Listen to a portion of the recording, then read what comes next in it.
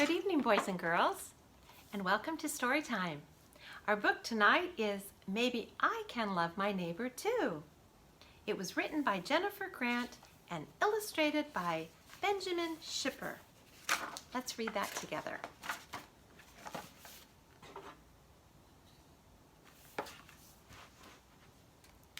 I live at the corner of 9th and 19th, upstairs in apartment 4A. A building is going up across the street. Week after week, it grows taller and taller, climbing up high in the sky. Mama, will all the new people be our neighbors too? I asked one day. Every single person is our neighbor, she says, whether they live next door or across the street or far, far away. I know I'm supposed to love my neighbors, but how can I love that many people? I ask. Mama gives me a hug. Oh, honey, she says, I'm sure you'll find a way. Maybe start by noticing the ways others show love. A man walks by the construction site pushing a shopping cart that's stuffed with blankets and bags. The wheels hit a bump in the road and the cart almost tips over. But one of the workers moves fast to catch it and sets it upright again. Helping someone who's just passing by is a way to show love. Maybe I can love my neighbor too.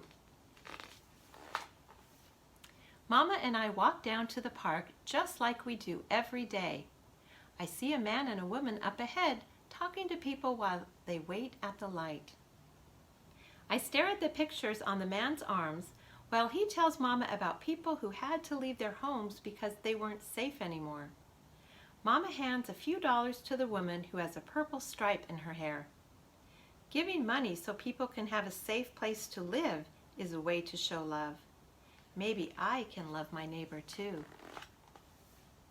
At the park, an old man is shouting his dog's name. Shadow, Shadow, he calls.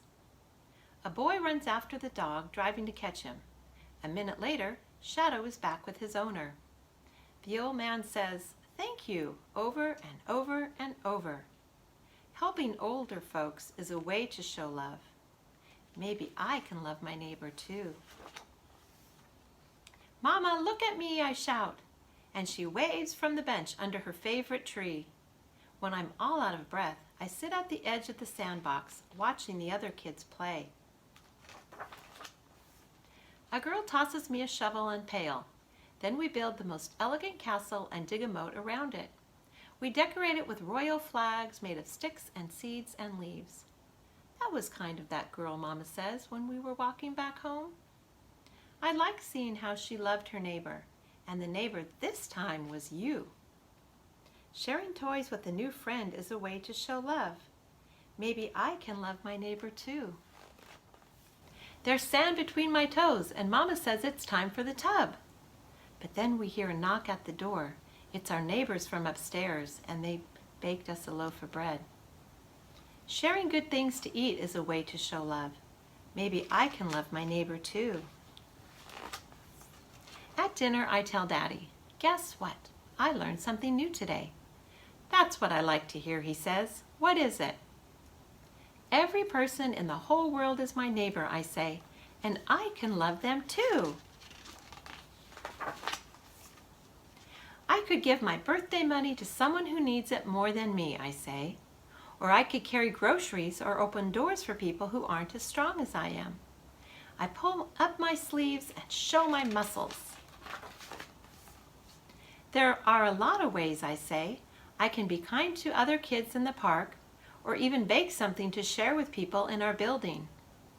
I knew you'd find ways to show love to others, Mama says with a smile. Every other person in the whole wide world is my neighbor, whether they live next door or across the street or far, far away. And I know I can love my neighbors too.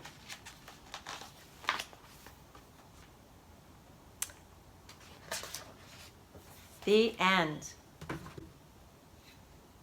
It's a great message on loving our neighbors, and it actually gives us some fun ideas of things that we can do to help each other.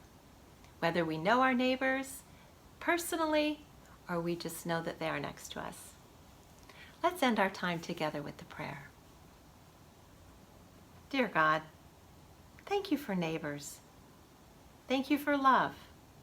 Help us to learn how to show our neighbors love, whether they are next to us physically or if we just see them out and about needing help.